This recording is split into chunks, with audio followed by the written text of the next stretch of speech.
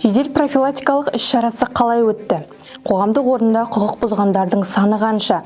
Бір айда қанша жол көлік оқиғасы тіркелді? Статистика алдамайды, сандар сөйлесін. Әр дүйсенбі сайын тәртіп сақшыларының атқарылған жұмыстарына назар аударыңыз. Атырауда бір айда 21 жол көлік оқиғасы тіркелді. Жолдағы қауіпсіздік бүгінгі күннің өзекті мәселесіне айналды. Сол себепті азаматтардың амандығын қамтамасыз етіп, құқықтық сауатын жетілдіру жайы күн тәртібінен түспей тұр. Атырау облысы аумағында жыл басынан бері 21 жол көлік оқиғасы тіркеліп, қазіргі уақытта сотқа дейінгі тергеп-тексеру амалдары жүргізілуде. Ал өткен 2024 жылы облыста жүргізушілердің жол жүрісі немесе көлік құралдарын пайдалану қағидаларын бұзу дерегімен 107 жол көлік оқиғасы тіркеліп, оның ішінде 23 адам қаза тапқан.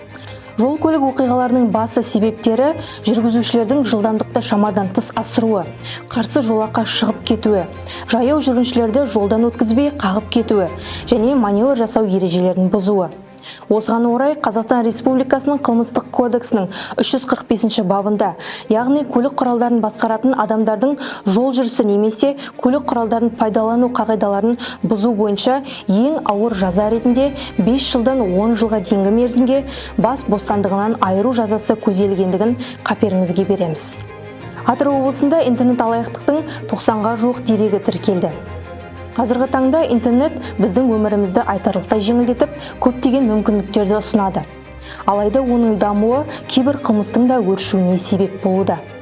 Соңғы жылдары елімізде интернет алаяқтыққа қатысты қылмыстарды азайту бағытында полиция қызметкерлері кешенді түрде жұмыс жүргізуде.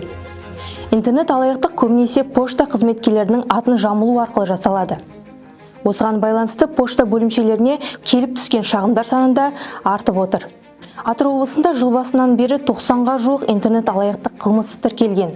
Оның ішінде 37 қылмыс бойынша 3 күдіктіге қылмыстық іс қозғалып, тергеу амалдары жүргізілуде.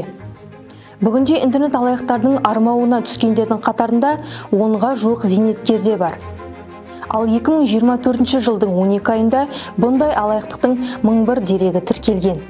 Оның ішінде интернет жарнамалар арқылы ұсынылатын қызметтердің 352 дерегі болса, банк қызметкерлері немесе полиция қызметкерлері болып жалған сөйлесулердің 300 дерегі анықталды. Осы ретте полиция қызметкерлері жеке мәліметтерді интернет арқылы беруден, танымайтын адамдарға ақша аударудан сақтану қажеттігін, сондай-ақ әлеуметтік желілер мен интернет дүкендерде товар немесе қызмет сатып алғанда тек ресми және сенімді сайттарды пайдалану керектігін ескертеді. Тұрмыс іс-шарасы кезінде 600-ге жуық құқық бұзушылық тіркелді. Бүгінде тұрмыстық жанжал тақырыбы өзекті мәселеге айналды. Отбасы тұрмыстық қарым-қатынас саласындағы қылмыстарды, ауыр қылмыстардың алдын алу, жолын кесу және криминогендік жағдайды бақылау, отбасылық тұрмыстық қатынастар саласындағы құқық бұзушылықтарға жол бермеу мақсатында қала аумағында тұрмыс жедел профилактикалық іс-шарасы өткізілді. 9 күнде жалғасқан іс-шараның нәтижесінде барлығы 585 құқық бұзушылықтар анықталды. Оның ішінде отбасы тұрмыстық қатынастар аясындағы құқыққа қарсы әрекеттердің 182 дерегі, кәмелетке толмағандардың заңды өкілдеріне еріп жүруінсіз түнгі уақытта ойын-сауық мекемелерінде немесе тұрғын жайдан тыс жерде болуының 253 дерегі, алкогольдік ішімдіктерді ішу немесе қоғамдық орындарда масаң күйде келуінің 133 дерегі анықталып отыр.